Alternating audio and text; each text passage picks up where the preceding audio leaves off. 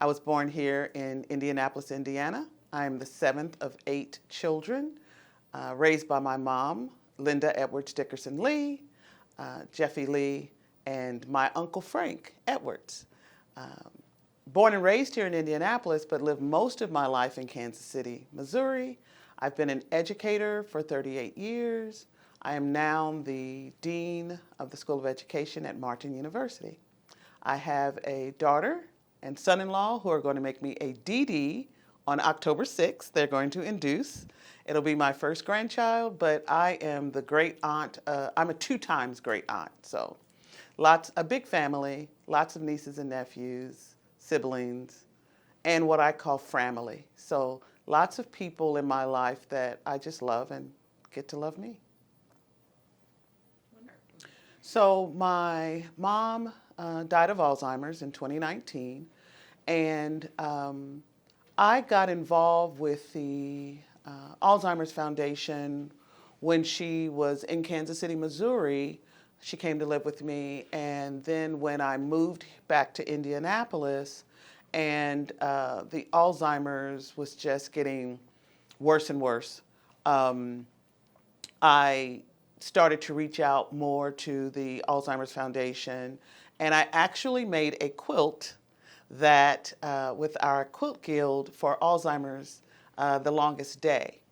And from there, people said, oh, have you heard of this? Have you done this? Can you be an impact speaker? Can you do that? And so it just kind of carried over from one connection to the next connection. And then when CARE came along, I said, okay, I can do that.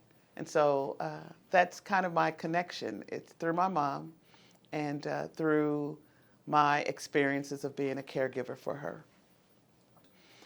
Because it feels like such an isolating situation, when you reach out to others to support you, you can then continue to do the things that you have to do. Like, you still have to work.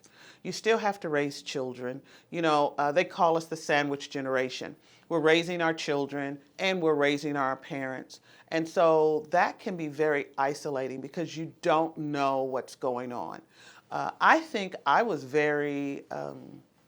I'm very educated, like I'm a doctor. I have 4 degrees, but I didn't understand Alzheimer's. And I was going to every doctor's appointment with my mom, and I was handling all the medicine, and yet I still didn't understand it because I was kind of staying by myself. When I started to open up and call the hotline, talk with people who understand Alzheimer's a little bit better, talk with my doctor and ask more pointed questions. It just taught me that I didn't have to suffer through. And because I stopped suffering through and reaching out to get help, because you feel like this super person, like, yeah, I can change diapers. You're changing diapers for a baby and you're changing diapers for your mom. And you feel superhuman, but you're just kind of denying that you're by yourself. And so with community, you don't feel isolated, you don't feel by yourself, you don't feel like the world is imploding on you or, you know, you got to do all of this by yourself. I wish someone would have told me to reach out, tell people that you need help, and then accept help. Because when you can do, and you know, caregivers are mostly people who can do.